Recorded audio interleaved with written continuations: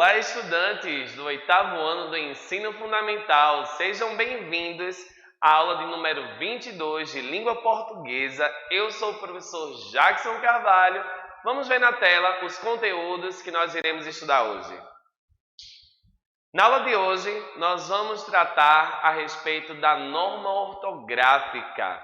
Além disso, nós iremos falar sobre as regências de nominal e verbal. Além disso, as concordâncias nominal e verbal, modos e tempos verbais e pontuação. Então, gente, a gente vai tratar hoje de vários assuntos relacionados à gramática. Eu vou tentar passar para vocês da forma mais prática, mais fácil, para que vocês consigam entender pelo menos o básico desses temas, que na verdade essa aula de hoje é uma continuação da última aula, não é? Que vocês assistiram com a outra professora. Então hoje eu vou reforçar e dar continuidade com os outros tópicos, beleza? Bom, para começar mesmo, né? Eu gosto sempre de iniciar com uma reflexão. Então eu trouxe uma reflexão para a gente, que é a seguinte citação do pensador Paulo Freire, né? Educador Paulo Freire, que provavelmente você já deve ter ouvido falar a respeito dele, sobretudo esse ano, que ele estaria completando 100 anos. Então vamos ver essa frase tão conhecida. Ele vai dizer o seguinte: educação não transforma o mundo, educação muda as pessoas, pessoas mudam o mundo. Então ele vem destacar aí para a gente o quão a educação é importante para que a gente possa transformar o mundo à nossa volta. Porque sem educação a gente não consegue mudar as pessoas. E dessa forma as pessoas não conseguem transformar o mundo em um local melhor. Então vamos sempre valorizar a educação, respeitar os professores, os colegas, a escola, né? E lutar para que a educação realmente seja um valor para que a gente possa conseguir fazer com que o mundo se torne um lugar melhor. Beleza? Bom, iniciando agora, vamos passar aí para uma importante informação. Vamos acompanhar na tela. Olha só. Primeiramente, como nós vamos trabalhar hoje muitas coisas relacionadas à gramática, eu queria deixar claro para vocês o seguinte, que todas as regras que fazem parte da gramática normativa da língua portuguesa são importantes para o uso da modalidade padrão do nosso idioma, pessoal. Então, presta bem atenção. Eu vou mostrar para vocês essas regrinhas, né? As regrinhas mais básicas aí envolvendo esses conteúdos que eu já apresentei logo no início. E eu queria deixar claro que essas regras, né? Elas servem para que nós possamos utilizar bem a norma padrão da língua portuguesa. Lembrando que a língua, ela é repleta, né, de variedades, né? São as variedades linguísticas. Então, dependendo do contexto, dependendo da situação, dependendo do momento em que a gente vai utilizar a língua, nós vamos utilizar alguma variedade dela. E nem sempre é a norma padrão, mas é importante que a gente saiba utilizar essas regras, porque há situações em que a norma padrão é exigida. Se você, por exemplo, vai fazer uma redação, se você vai, por exemplo, participar de um debate, uma entrevista, não é? Mais para frente, quando vocês forem tentar, né, um emprego, fazer uma entrevista de emprego, a gente vai ter que recorrer à norma padrão da língua portuguesa para poder apresentar um seminário. Então, existem inúmeras situações em que a norma padrão é extremamente necessária. Por isso que essas regras que eu vou mostrar para vocês são muito importantes, ok? Então, para iniciar, vamos ver na tela o primeiro tópico. Olha só, nós vamos começar falando sobre a ortografia, pessoal. Então, vamos entender a princípio o que é ortografia, né? Então, na tela temos a seguinte definição. A ortografia estuda a forma correta de escrita das palavras de uma língua. Do grego, orto, que quer dizer correto, e grafo, por sua vez, que significa escrita. Então, o próprio nome ortografia já indica, né? Ortografia é a escrita correta das palavras. Então, a ortografia da língua portuguesa, ela possui todas as regrinhas básicas que vão fazer com que nós saibamos, por exemplo, se uma palavra ela é escrita com X ou CH, com S ou C cedilha, né? E assim por diante. Além disso, as questões relacionadas à acentuação, as questões relacionadas a toda essa parte estrutural, né, da língua portuguesa. Então, a gente vai estudar tudo isso na ortografia, certo? E de antemão, eu quero já deixar claro para vocês que não é algo que a gente vai aprender agora na aula de hoje, na videoaula de hoje, e que vocês já vão acabar a aula assim, sabendo perfeitamente toda a ortografia da língua portuguesa. Até porque a ortografia da língua portuguesa envolve muitas coisas e é como se fosse um estudo contínuo, certo? Então, vocês vão aprender algumas coisas, mas eu tenho certeza que vocês, quando terminarem a aula, em outro momento, vão também reforçar esses conhecimentos e aprender também outras coisas, certo? E para poder realmente aperfeiçoar esses conhecimentos, beleza? Então, vamos lá. Eu separei para vocês algumas regrinhas ortográficas relacionadas ao seguinte, olha só, ao uso do X e do CH, certo? Como eu não podia, né, em pouco tempo trazer todas as regras ortográficas, eu separei uma que eu sei que vocês muitas vezes já tiveram dúvidas, né? Como é que eu escrevo essa palavra? Será que essa palavra ela recebe X ou CH? Então, veja bem, essas regrinhas aí, gente, são regrinhas que elas são basicamente formuladas a partir do estudo da língua, certo? Então, eu vou mostrar para vocês aqui quais são essas regras e lembrando sempre que há exceções, tá? Ou seja, tem uma ou outra palavra que acaba fugindo a essa regra. Mas, no geral, essas regras são válidas e são muito úteis para vocês saberem distinguir aí se uma palavra se escreve com X ou CH. Então, vamos acompanhar na tela, olha só. Primeira dica, nós costumamos utilizar o X depois da sílaba inicial ME, ou seja, se uma palavra ela começa com a sílaba ME, muito provavelmente a letra que vai vir depois é a letra X, como nós podemos ver com a palavra mexendo, com a palavra mexicano, certo? Então, são palavras que são escritas com X, tá? E como vocês podem ver, elas têm como sílaba inicial a sílaba ME. Outra dica é após a sílaba inicial em, como vocês podem ver no caso de enxergar, enxugar.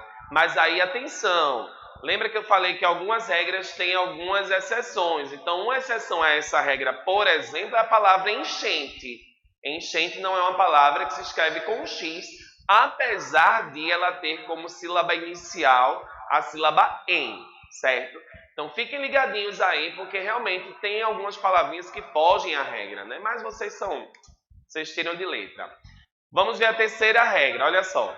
Nós costumamos utilizar o X depois de ditongos. Para quem não sabe o que é ditongo, não lembra, o ditongo é um encontro vocálico, em que nós temos não a mesma sílaba, dois sons de vogal, certo? Então, normalmente na palavra que apresenta um ditongo e logo em seguida tem o som, né, do X, né, esse som do chiado do X ou do CH, nós normalmente utilizamos a letra X mesmo, como nós podemos ver com a palavra caixa, a palavra abaixar, certo? São algumas palavras que são escritas com a letra X, beleza?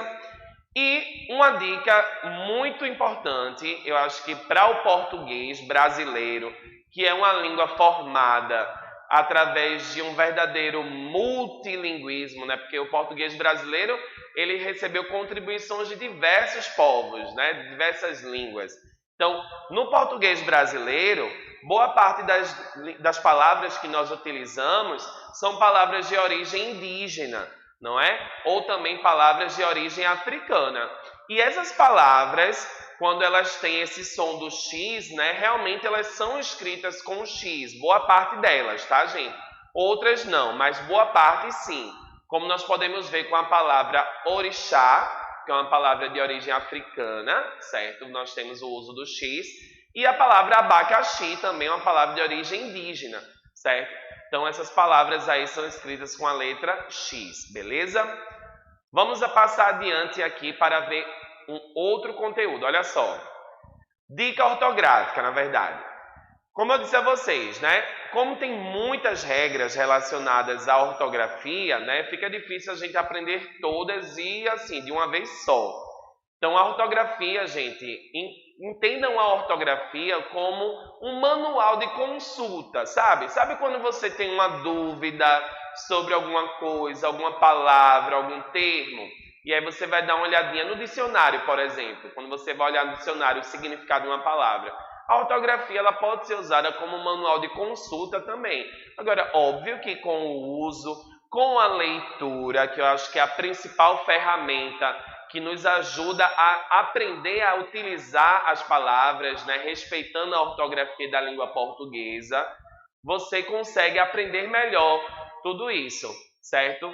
Então, para você desenvolver melhor digamos que os conceitos, né, os conteúdos ortográficos, aprender tudo isso, a principal dica que eu tenho é praticar a leitura, gente. Então, trabalhem a leitura para que vocês consigam aprender aí o bom uso dessas palavras, ok? Passando adiante, olha só. O outro tópico que nós vamos ver na aula de hoje é relacionado à regência, certo? Então, vamos entender o que é regência, né? Que ela pode ser verbal e nominal. Então, eu trouxe aqui para vocês os conceitos básicos envolvendo a regência, certo? Vamos ver na tela, olha só. A regência, gente, ela ocorre quando há a existência de um termo que normalmente nós chamamos de termo regente. O que seria um termo regente? Um termo regente é aquele termo que exige a sua complementação a partir de um outro termo. Ou seja, ele exige que nós utilizemos outro termo que possa complementá-lo, possa estar ligado a ele, certo? E dependendo do termo regente, a forma como nós vamos ligar esse termo ao outro termo que vai complementá-lo é única, é uma forma muito dele, certo? É uma exigência própria dele. Como nós podemos ver aí na tela com o exemplo do verbo gostar. Vamos ver aí, olha só. Verbo gostar. Quando eu uso o verbo gostar, eu automaticamente sei que quando eu uso gostar, eu digo gostar de alguma coisa, não é? Eu não tenho como dizer eu gosto chocolate. Eu tenho que utilizar a preposição de. O verbo exige que eu use a preposição de. Portanto, a regência do verbo gostar é essa, certo? Ele é um verbo transitivo indireto e que vai exigir o uso de uma preposição para que nós possamos conectar esse verbo ao seu complemento, que nós chamamos de termo regido, ok? Então, o termo regido aí nessa frase é o de chocolate, certo? Quando nós estudamos, né, como termo regente um verbo, isso aí cabe ao que nós chamamos de regência verbal. Olha aí a associação. Quando nós estudamos a regência presente em um verbo, isso nós chamamos de regência verbal, certo? Mas também isso pode acontecer com nomes. Quando eu falo nomes, eu estou falando sobre o quê? Sobre substantivos, sobre adjetivos, certo? E essas palavras também podem exigir que algum termo complemente o seu sentido, como nós vemos aí na tela, nesse segundo exemplo. Olha só, João tem necessidade de ajuda. João tem necessidade de ajuda. Então, veja que a palavra necessidade, imagine que eu finalizasse a palavra com João tem necessidade, ponto. Será que a frase ela teria sentido completo? Será que você entenderia o que eu quero dizer? Provavelmente não, né? Porque quem tem necessidade de alguma coisa. Então, o termo regente necessidade, nesse exemplo, foi complementado pelo termo regido de ajuda, certo? Então, por se tratar de um caso em que nós temos um nome funcionando como termo regente, nós estudamos isso na regência nominal, ok? Então, o conceito aí básico de regência é esse, tá, gente? Agora, óbvio que nós temos algumas questões aí específicas de cada tipo de regência. Então, coloquei aí na tela para vocês uma tabelinha mostrando cada caso específico, né? Porque tem alguns verbos que têm uma regência um pouco diferente, inclusive da forma como a gente usa no dia a dia. Então, vamos dar uma olhada aí na tela, alguns casos, olha só. Um deles é o caso do verbo assistir. Veja bem, o verbo assistir, ele tem vários sentidos, tá, gente? Para quem não sabe, o verbo assistir eu posso usar no sentido de ver, que é o sentido mais comum dele. Tem o verbo assistir no sentido de você prestar assistência a alguém, certo? E tem também outros sentidos do verbo assistir. Mas aí o que eu quero mostrar é o seguinte, de acordo com as regras de regência, o verbo assistir, por mais diferente que seja, né, você pode perguntar, nossa, que estranho, porque no dia a dia eu não uso assim o verbo assistir. Mas de acordo com as regras de regência, quando você utiliza o verbo assistir, você deve utilizar a preposição a, certo? Exemplo, eu vou assistir ao jogo de futebol, né? Ou como tem no exemplo aí na tela, hoje vou assistir ao jogo do Brasil. Então, para utilizar o verbo assistir no sentido de ver, de acordo com as regras da gramática normativa, certo? Você deve usar a preposição a. Então, veja que é um pouquinho diferente do que a gente usa no dia a dia, né? Eu sei que no dia a dia a gente não fala assim, a gente diz, né? Eu vou assistir o jogo, eu vou assistir o campeonato, o filme, mas, de acordo com a gramática, tem o uso do a, certo? E aí temos os outros exemplos que eu queria que vocês dessem uma olhadinha com atenção, tá certo? Qualquer coisa, dá uma pausa no vídeo, acompanha melhor, beleza? Porque também trazem algumas coisinhas que no dia a dia a gente usa diferente. E, de acordo com as regrinhas de regência, o uso é outro, beleza? E aqui eu tenho também alguns casos de regência nominal. Então, temos aí alguns exemplos de nomes e as suas regências, certo? Por exemplo, nós temos aí a palavra apto, né? Quem é apto a algo ou para algo, né?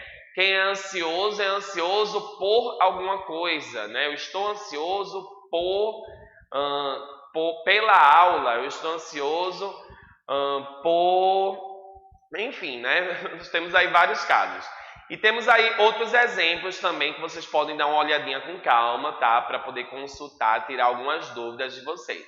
Beleza? Passando para o próximo tópico que está lá no nosso cronograma.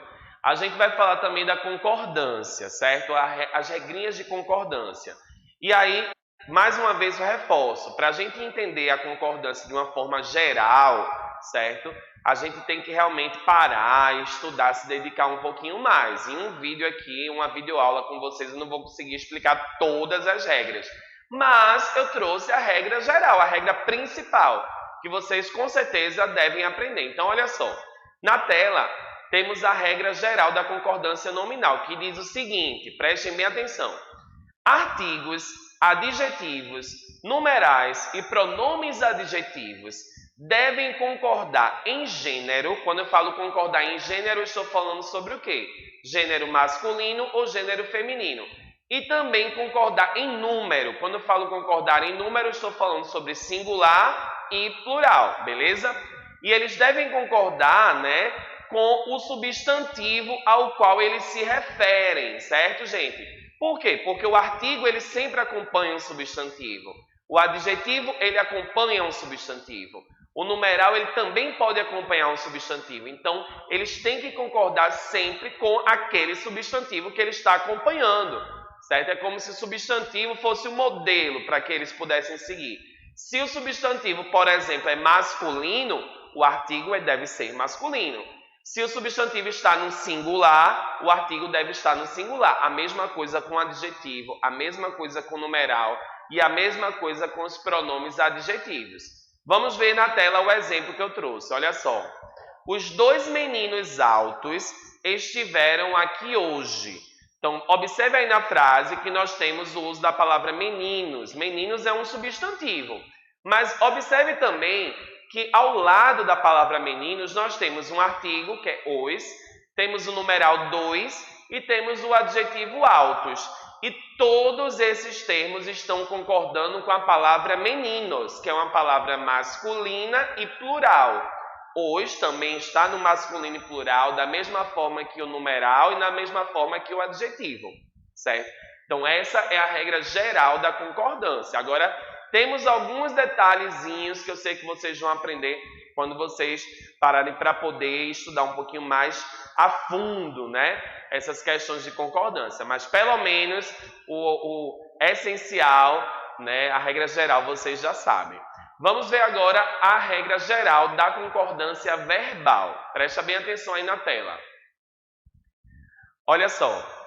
O verbo da oração deve concordar em número. Você já sabe que concordar em número é concordar em singular e plural.